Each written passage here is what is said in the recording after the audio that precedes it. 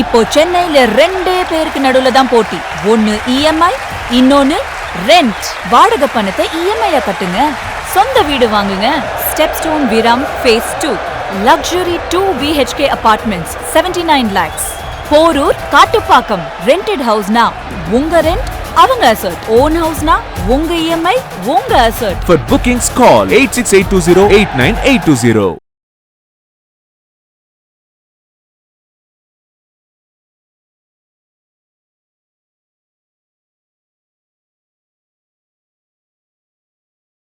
இவர் எழுதின கள்ளிக்காட்டு இதிகாசம் அப்படின்ற ஒரு புக்கில் வந்துட்டு மண் வாசனையாக இருக்கட்டும், மக்களோட வேதனையாக இருக்கட்டும், இந்த மாதிரியான விஷயங்கள் எல்லாம் வந்துட்டு ரொம்ப ஆழமாகவும் ரொம்ப அழகாகவும் வந்துட்டு எழுதியிருப்பார்.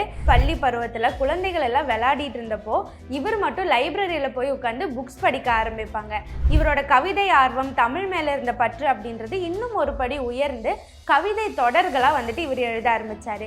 ஏதோ ஒன்று நம்ம சாதிக்கணும், கண்டிப்பாக வந்துட்டு மக்களுக்கான ஒரு சமூக சேவையை நம்ம செய்யணும் அப்படின்ற ஒரு விஷயம் நீங்காமல் அப்படியே ரொம்ப நாளாக இருந்துக்கிட்டே இருந்தது. அப்படி ஒரு விஷயம் தான் வந்துட்டு இவரை தமிழ் சினிமாவுக்கு அறிமுகப்படுத்துது. பாரதி ராஜானாலே நம்மளுக்கு தெரியும், கிராமத்து மண் வாசனையை தான் வந்துட்டு அவர் ஒரு படமாகவே வந்துட்டு எடுப்பார். இவர் வந்துட்டு எதை ஸ்க்ரீனில் காமிக்கணும்னு நினச்சாரோ அதை வந்துட்டு இவர் லிரிக்ஸாக வந்துட்டு எழுத ஆரம்பித்தாங்க. இசையமைப்பாளராக இளையராஜா அவர்கள் இருக்காங்க, அதோட வரிகள் வந்துட்டு வைரமுத்து எழுதுறாங்க. இந்த ரெண்டு பேரோட கூட்டணி வந்துட்டு ரொம்ப நல்ல வரவேற்பு இந்த படம் மூலயமா கிடைச்சிது. ஒவ்வொரு பாட்டுக்கும் ஒவ்வொரு வரிகளை வந்துட்டு எழுதும்போது அது எதை பற்றின ஸ்டோரி, அந்த பாட்டு வந்துட்டு எந்த ஒரு சூழ்நிலையை நம்ம எழுத போகிறோம், அந்த கதாபாத்திரம் யார், அந்த கதாபாத்திரத்துக்கு அந்த டைமில் இருக்கிற மனநிலை என்ன, அந்த டைமில் இருக்கிற இயற்கை சூழ்நிலை என்ன, இந்த மாதிரி எல்லா விஷயத்தையும் பார்த்து புரிஞ்சுக்கிட்டு தான் வந்துட்டு அவர் ஒரு லிரிக்ஸ் எழுதுவாராம். இந்த ஒரு விஷயம் நிறைய டைரக்டர்ஸ் வந்துட்டு பிடிக்க ஆரம்பிச்சு அதுக்கப்புறம் நிறைய வாய்ப்புகள் வந்துட்டு வைரமுத்து அவர்களுக்கு தேடி வந்தது. இந்த ரெண்டு பேரோட கூட்டணியில் உருவான நிறைய பாடல்கள் வந்துட்டு காலத்தையும் தாண்டி இன்றைக்கும் நிறைய பேரோட பிளேலிஸ்ட்டில் வந்துட்டு ஃபர்ஸ்ட் லிஸ்ட்டில் இருக்கக்கூடிய பாடல்களாக தான் வந்துட்டு இருக்குது. நிறைய ஜென்ரேஷன் மாறி ட்ரெண்ட்ஸ் எல்லாம் மாறி மியூசிக் அப்படின்றது வேறொரு பகுதியில் வந்துட்டு இப்போ போயிட்டு இருந்தாலும் நிறைய பேர் காதலை சொல்கிறதுக்காகவும் இல்லை அவங்களோட அம்மாவை பற்றி யோசிக்கிறதுக்காகவும் இந்த மாதிரிலாம் வந்துட்டு யோசிக்கும் போது ஃபர்ஸ்ட் நிற்கிற பாட்டு இவங்க ரெண்டு பேரோட கூட்டணியில் உருவான பாடல்கள் தான். ஒரு நல்ல ஒரு பாடலாசிரியர் வந்துட்டு அந்த இசைக்கு ஏற்ற மாதிரி வரிகளை வந்துட்டு எழுதுவாங்க. ஆனால் வைரமுத்து அவர்கள் வந்துட்டு அந்த இசைக்கூடையே பேசுகிற மாதிரியான வரிகளை வந்துட்டு எழுதுறதுல ரொம்ப அற்புதமானவர். திரைப்பட உலகத்தில் வந்துட்டு 7 முறை தேசிய விருதும் வந்துட்டு இவருக்கு கிடைச்சிருக்கு. இந்த விருதுகள் எல்லாத்தையும் தாண்டி சமூகத்துக்காக இவர் கொடுத்த படைப்புகளை தான் வந்துட்டு இவரோட சாதனையாக இவர் பார்க்குறாரு. தள்ளுபடி அத்தனை பேரும் அல்லம்படி 6 முதல் 60% வரை ஆடி தள்ளுபடியுடன் super Saravana stores, Chennai, Madurai, Kovai. Fine time நேயர்களுக்கு வணக்கம். நார்மலாகவே நம்ம ஒரு பாட்டு கேட்குறோம் அப்படின்னா அதோட மியூசிக்கையும் தாண்டி வந்துட்டு அதோட லிரிக்ஸ் தான் வந்துட்டு நம்மளுக்கு கடைசி வரைக்கும் ஞாபகத்தில் இருக்கும். அப்படி நிறைய லிரிக்ஸை வந்துட்டு 40 வருஷத்துக்கும் மேலே தமிழ் சினிமாவுக்கு கொடுத்த ஒரு கவிஞர் அப்படின்றதையும் தாண்டி ஒரு நாவலாசிரியர், ஒரு சிந்தனையாளர் அப்படின்னு தான் வந்துட்டு இவரை சொல்லணும். அவர் வேறு யாரும் இல்லை, கவி பேரரசு வைரமுத்து. இன்னைக்கு ஜூலை 13 அவருடைய பிறந்தநாள். இன்னைக்கு இவரோட பிறந்தநாளை முன்னிட்டு அவரோட வாழ்க்கையை பற்றின ஒரு சின்ன கதையை தான் நம்ம இந்த வீடியோவில் பார்க்க போகிறோம். ஜூலை 13 1953 மதுரை மாவட்டத்தில் மெட்டூர் அப்படின்ற ஒரு சின்ன கிராமத்தில் தான் வந்துட்டு வைரமுத்து பிறந்தாங்க. இவரோட தந்தை வந்துட்டு ராமசாமி தேவர், தாயார் வந்துட்டு அங்கம்மாள். விவசாயத்தையே நம்பி இருந்த ஒரு சாதாரண குடும்பத்தில் தான் வந்துட்டு இவர் பிறந்தார். அந்த டைமில் வைகை அணை கட்டுமான பணி அப்போ அந்த அணைக்கு பக்கத்தில் இருந்த நீர்த்தேக்க பகுதியில் நிறைய கிராமங்கள் வந்துட்டு இருந்துச்சு. அந்த நிறைய கிராமங்கள் வந்துட்டு நீர்த்தேக்கத்தினால மூழ்கிடுச்சு. அதில் வந்துட்டு இந்த மெட்டூர் அப்படின்ற வைரமுத்து பிறந்த அந்த ஒரு கிராமமும் வந்துட்டு ஒன்று. இதனாலேயே அவங்களோட குடும்பம் வந்துட்டு தேனி மாவட்டத்துக்கு குடிபெயர்ற ஒரு சூழ்நிலை வந்துட்டு வந்துச்சு. இந்த ஒரு தாக்கம், அதாவது சொந்த ஊரை விட்டு போகிற அந்த ஒரு தாக்கம் வந்துட்டு வைரமுத்து அவர்களோட மனசில் ஆழமாக பதிஞ்சுது. அவர் அதுக்கப்புறம் தேனி மாவட்டத்தில் ஸ்கூலில் வந்துட்டு ஜாயின் பண்ணார். அந்த டைமில் தமிழ் மேலே இவருக்கு இருந்த பற்று அப்படின்றது அதிகமாக வந்துட்டு வளர ஆரம்பிச்சது. இந்த ஒரு தாக்கத்தினாலேயே இவர் எழுதின கள்ளிக்காட்டு இதிகாசம் அப்படின்ற ஒரு புக்கில் வந்துட்டு மண் வாசனையாக இருக்கட்டும், மக்களோட மக்களோட வேதனையா இருக்கட்டும், இந்த மாதிரியான விஷயங்கள் எல்லாம் வந்துட்டு ரொம்ப ஆழமாவும் ரொம்ப அழகாவும் வந்துட்டு எழுதியிருப்பாரு. அந்த ஒரு பள்ளி பருவத்துல குழந்தைகள் எல்லாம் விளையாடிட்டு இருந்தப்போ இவர் மட்டும் லைப்ரரியில போய் உட்கார்ந்து புக்ஸ் படிக்க ஆரம்பிப்பாங்க. அதுக்கப்புறம் தமிழ் மேல இருந்த பற்று அப்படின்றது படிப்படியே இவருக்கு வந்துட்டு ஜாஸ்தியாக ஆரம்பிச்சு ஆரம்பத்துல வந்துட்டு கவிதைகளை எழுத ஆரம்பிச்சாரு. அதுக்கப்புறம் ஸ்கூல் முடிஞ்சதுக்கு அப்புறம் சென்னை பச்சையப்பா கல்லூரியில வந்துட்டு தமிழ் லிட்ரேச்சர் படிக்கிறதுக்காக இவர் ஜாயின் பண்றாரு. இவரோட கவிதை ஆர்வம், தமிழ் மேல இருந்த பற்று அப்படின்றது இன்னும் ஒரு படி உயர்ந்து கவிதை தொடர்களா வந்துட்டு இவர் எழுத ஆரம்பிச்சாரு.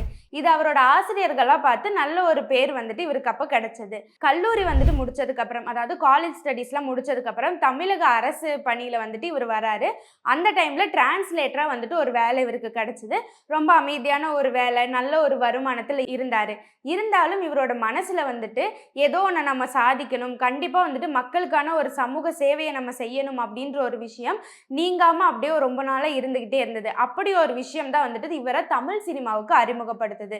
அந்த டைம்ல இயக்குனர் பாரதி ராஜா கூட இவருக்கு ஒரு அறிமுகம் கிடைக்குது. பாரதி ராஜானாலே நம்மளுக்கு தெரியும், கிராமத்து மண் வாசனையை தான் வந்துட்டு அவர் ஒரு படமாவே வந்துட்டு எடுப்பாரு. அப்படிப்பட்ட பாரதி ராஜா அவர்கள் வந்துட்டு வைரமுத்துவோட எழுத்துக்களை வந்துட்டு படிக்க ஆரம்பிக்கிறாங்க. அதுல அவருக்கு ஒரு ஈர்ப்பு ஏற்படுது. இவர் வந்துட்டு எதை ஸ்கிரீன்ல காமிக்கணும்னு நினைச்சாரோ அதை வந்துட்டு இவர் லிரிக்ஸா வந்துட்டு எழுத ஆரம்பிச்சாங்க. இதனாலேயே அவரோட ஃபர்ஸ்ட் படமான நிழல்கள் படத்துக்கு வந்துட்டு பாடலாசிரியர் அப்படின்ற ஒரு பொறுப்பை வந்துட்டு வைரமுத்துக்கு கொடுக்குறாங்க. 1980 வந்துட்டு இந்த படம் ரிலீஸ் ஆகுது. அந்த படத்துல வந்துட்டு இசையமைப்பாளரா இளையராஜா அவர்கள் இருக்காங்க. அதோட வரிகள் வந்துட்டு வைரமுத்து எழுதுறாங்க. இந்த 2 பேரோட கூட்டணி வந்துட்டு ரொம்ப நல்ல வரவேற்பு இந்த படம் மூலமா கிடைச்சது. அதுல வந்துட்டு முக்கியமா இது ஒரு பொன் மாலை பொழுது, இந்த ஒரு பாட்டு வந்துட்டு ரசிகர்களுக்கு ஒரு நல்ல வரவேற்பு பெற்று வைரமுத்து அப்படின்ற பெயர் வந்துட்டு அவரோட ஃபர்ஸ்ட் படத்திலே வந்துட்டு நீங்காத ஒரு இடம் பிடிச்சதுன்னு தான் சொல்லணும். அதுக்கப்புறம் வந்த ஒவ்வொரு பாட்டுலையும் இளையராஜா கூட இவருக்கு இருந்த ஒரு கூட்டணி, இவங்க 2 பேரும் சேர்ந்து உருவாக்கின பாடல்கள் வந்துட்டு அப்ப இருந்த 90s டைம்ல இருந்த நிறைய பேருக்கு வந்துட்டு ஒரு ஈர்க்கக்கூடிய ஒரு பாடல்களா வந்துட்டு மாறுச்சு. தொடர்ந்து அவருக்கு வாய்ப்புகள் அப்படின்றது வந்துட்டு நிறைய வர ஆரம்பிச்சது. அதுக்கு வந்துட்டு இவரோட வரிகள் தான் காரணம் அப்படின்றது மட்டும் இல்லாம ஒவ்வொரு பாட்டுக்கும் ஒவ்வொரு வரிகளை வந்துட்டு எழுதும்போது அது எதை பத்தின ஸ்டோரி, அந்த பாட்டு வந்துட்டு எந்த ஒரு சூழ்நிலையை நம்ம எழுத போறோம், அந்த கதாபாத்திரம் யாரு, அந்த கதாபாத்திரத்துக்கு அந்த டைம்ல இருக்கிற மனநிலை என்ன, அந்த டைம்ல இருக்கிற இயற்கை சூழ்நிலை என்ன, இந்த மாதிரி எல்லா விஷயத்தையும் பார்த்து புரிஞ்சுக்கிட்டு தான் வந்துட்டு அவர் ஒரு லிரிக்ஸ் எழுதுவாராம். இந்த ஒரு விஷயம் நிறைய டைரக்டர்ஸ் வந்துட்டு பிடிக்க ஆரம்பிச்சு அதுக்கப்புறம் நிறைய வாய்ப்புகள் வந்துட்டு வைரமுத்து அவர்களுக்கு தேடி வந்தது. இதை தொடர்ந்து 1992 ஒரு புதிய இசையமைப்பாளர் வந்துட்டு தமிழ் சினிமாவுக்கு அறிமுகமாறாங்க.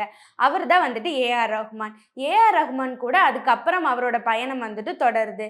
மணிரத்னம் எடுத்த ரோஜா அப்படின்ற படத்துக்கு வந்துட்டு இசையமைப்பாளரா ஏஆர் ரஹ்மானும் அதுக்கு வந்துட்டு லிரிக்ஸ் எழுதுறவரா வந்துட்டு வைரமுத்துவும் வந்துட்டு இருக்காங்க. இவங்க 2 பேரோட கூட்டணி அதுக்கப்புறம் தமிழ் சினிமால நல்ல ஒரு வரவேற்பு பெற்றது. குறிப்பா வந்துட்டு சின்ன சின்ன ஆசை, இந்த ஒரு பாட்டு வந்துட்டு இப்ப வரைக்கும் மக்களோட பிளேலிஸ்ட்ல இருக்கிற ஒரு முன்னணி பாடல்கள்ல ஒண்ணா வந்துட்டு இருக்கு. இதை தொடர்ந்து ஏஆர் ரஹ்மான் மற்றும் வைரமுத்து இவங்களோட கூட்டணியில பம்பாய், மின்சார கனவு, உயிரே, கன்னத்தில் முத்தமிட்டாய், சங்கமம் போன்ற நிறைய படங்கள்ல வந்துட்டு இவங்க 2 பேரோட கூட்டணி ரொம்ப நல்லாவே வந்துட்டு ஒர்க் அவுட் ஆயிருந்ததுன்னு தான் சொல்லணும்.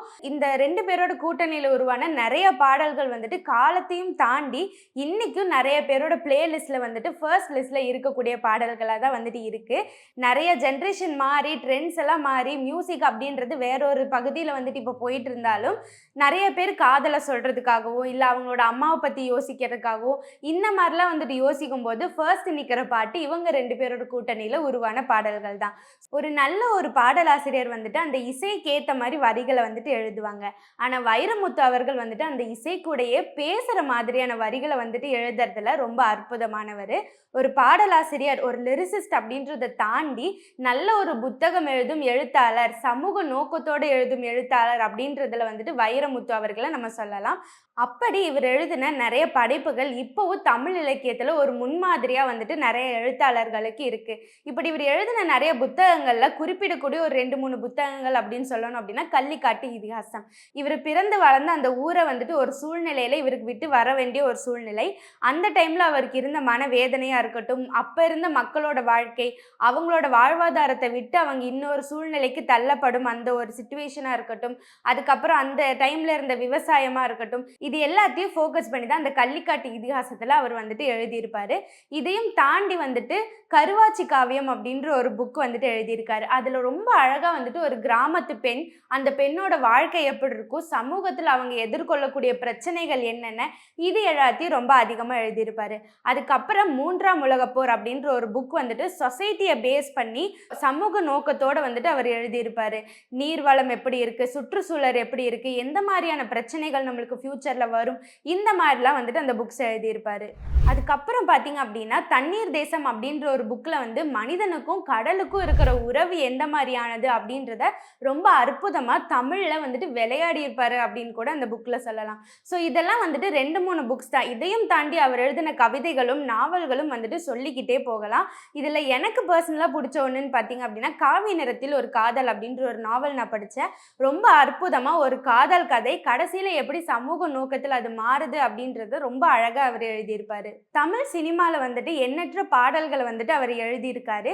இந்த பாடலாசிரியர் அப்படின்ற ஒரு பயணம் இருந்தாலும் தமிழ் இலக்கியத்தோட எழுத்தாளர் அப்படின்ற ஒரு பயணத்தை அவர் கடைசி வரைக்கும் நிறுத்தவே இல்லை. குறிப்பாக அவர் சொல்கிற விஷயம் என்ன அப்படின்னா, தமிழ் மொழி அப்படின்றது வெறும் ஒரு மொழி மட்டும் இல்லை, அது ஒரு அங்கீகாரம், அது ஒரு நாகரிகம் அப்படின்ற விஷயத்த சொல்லியிருக்காங்க. இந்த ஒரு விஷயம் அவரோட நிறைய படைப்புகளை வந்துட்டு நம்மளுக்கு பார்க்க முடியும். ஸோ இவரோட இந்த தமிழுக்கான பற்று, தமிழ் மொழிக்கான பங்களிப்பு, இது எல்லாத்தையும் பாராட்டும் விதமாக வந்துட்டு 2003 இந்திய அரசோட உயரிய விருதான பத்மஸ்ரீ விருது இவருக்கு கிடைச்சிருக்கு. அதை தொடர்ந்து 2014 பத்மபூஷன் விருதும், அதுக்கப்புறம் திரைப்பட உலகத்துல வந்துட்டு 7 முறை தேசிய விருதும் வந்துட்டு இவருக்கு கிடைச்சிருக்கு. இந்த விருதுகள் எல்லாத்தையும் தாண்டி சமூகத்துக்காக இவர் கொடுத்த படைப்புகளை தான் வந்துட்டு இவரோட சாதனையா இவர் பார்க்குறாரு. வைரமுத்து அவர்களோட வாழ்க்கையில சாதனைகளையும் தாண்டி நிறைய விமர்சனங்கள், நிறைய சர்ச்சைகளும் வந்துட்டு அவர் சந்திச்சிருக்காரு. இருந்தாலும் தமிழ் மொழிக்கு அவர் கொடுக்குற அந்த பங்களிப்பு, அந்த அர்ப்பணிப்பு அப்படின்றது என்னைக்குமே நின்றதே கிடையாது. இப்போவும் அவரோட நிறைய சோஷியல் மீடியா பேஜஸ்ல வந்துட்டு இரங்கல் செய்தியா இருக்கட்டும், இல்லை வாழ்த்து சொல்றதா இருக்கட்டும், அதுக்காக அவர் எழுதின ஒவ்வொரு கவிதையை படிக்கும் போதும் இந்த அளவுக்கெல்லாம் வந்துட்டு தமிழ்ல வார்த்தை இருக்கா அப்படின்ற ஒரு விஷயத்த வந்துட்டு ஆச்சரியமா பார்க்குற மாதிரி தான் அவர் எழுதியிருப்பாரு. ஸோ வைரமுத்து அவர்களோட கவிதைகளை நீங்களும் வாங்கி படிங்க, நிறைய புக்ஸை வந்துட்டு வாங்கி படிங்க. அதில் ஒவ்வொரு சமூக கருத்தும் வந்துட்டு மக்களை யோசிக்க வைக்கக்கூடிய ஒரு விஷயமா வந்துட்டு இருக்கும். நிறைய பாடல்கள் இவர் கொடுத்துருக்காரு. அதோட வரிகள் நம்மளை சிந்திக்க வைக்கிறதாவும் இயற்கையோடு நம்ம சேர்ந்து வாழ ஒரு அழகான விஷயத்தையும் அவர் சொல்லியிருப்பாரு.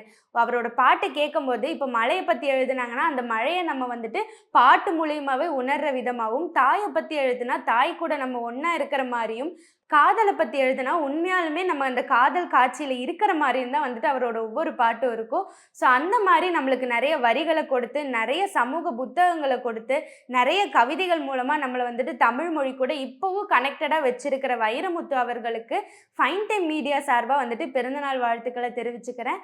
இதே மாதிரி நிறைய சினிமா அப்டேட்ஸை தெரிஞ்சுக்க நம்ம சேனலை ஃபாலோ பண்ணுங்கள். அடுத்த வீடியோவில் சந்திக்கும் வரை நான் உங்கள் சந்தியா தாஸ்.